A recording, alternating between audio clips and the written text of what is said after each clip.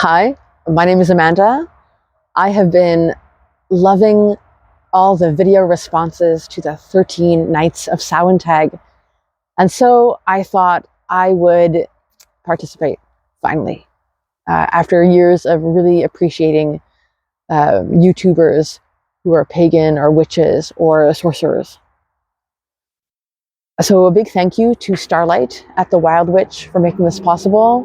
What better time to participate in a collective project with other witches than the Grand Sabbath? The first question that Starlight asked was, what represents Samhain to you? I thought that was really interestingly worded because I don't have to, it's not asking me to explain Samhain. I can just share without explanation or justification or sources. And what a relief that is. So Samhain is, to me, no, scratch that. To me, the crunching of the fallen leaves when I walk is Samhain. The sound of the wind in the bare branches is Samhain. The seeds that stick to your clothes or that you find in like dried up husks is Samhain. The frost, the hard frost on everything in the morning is Samhain. The awareness that you are running out of time, that I am running out of time, is Samhain.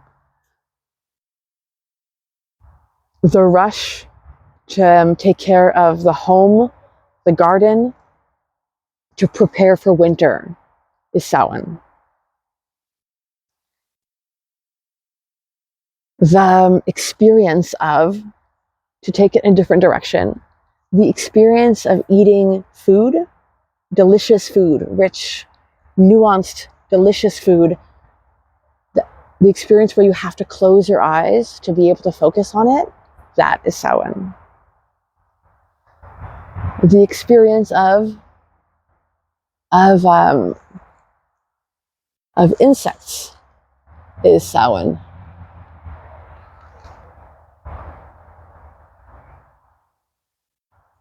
I'm so sorry you can't see this.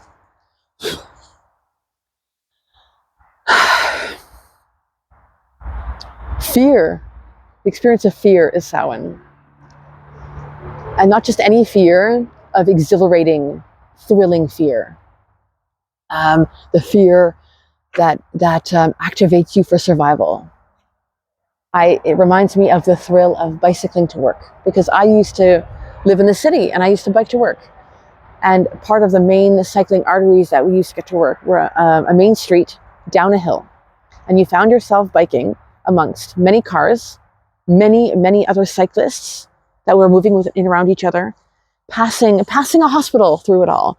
And it's an extraordinary, cluster F of people.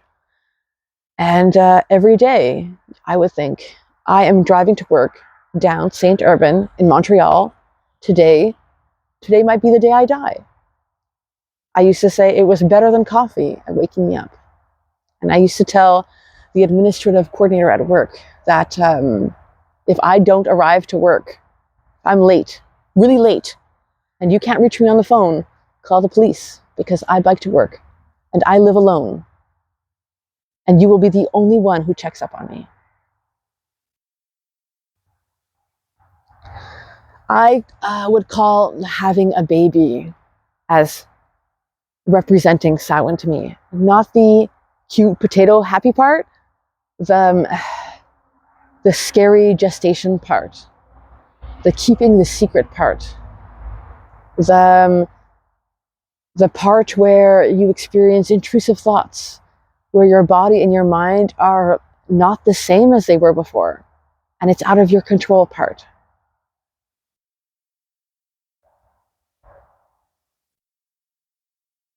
And I think I don't want to go more into it than that. Something maybe a little bit more positive.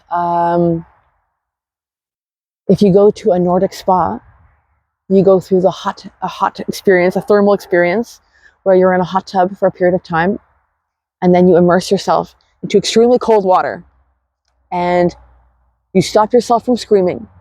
But when you emerge from the cold water, your skin just vibrates from the shock of the experience and tingles and feels amazing. That feeling of the body, that tingling awareness, that is sudden relaxation, delicious, lovely shock, I don't know, that feeling is Samhain to me. I would say the experience of intense sex is Samhain to me. The private kind, the kind that might not happen very much in a person's life, but that you always remember. The kind that makes you forget who you are, makes you not care about how you look, and just has you completely present in the moment. The kind that when you kind of look back on that memory, you kind of can't believe that that was you.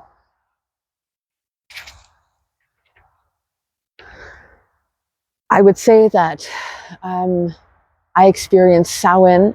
No, I said that wrong. That the experience of meditation is Samhain to me. Not just any meditation, the kind of meditation that is observing your mind, where you don't not think. That's impossible. Where you get accustomed to the way that thoughts arise, and you get accustomed to letting them arise and letting them go without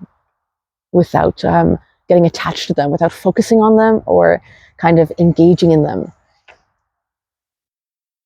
You get used the way that I can get used to the way thoughts arise and fall, and the acceptance that the mind always produces more thoughts. There are always more to come and more to go, and they never stop. And that is it. The kind of not conscious, but very stable awareness and acceptance of that is very deeply and profoundly Samhain to me.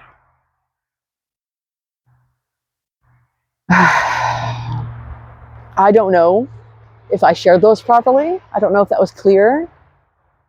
I don't know if that is even going to be related to by most people.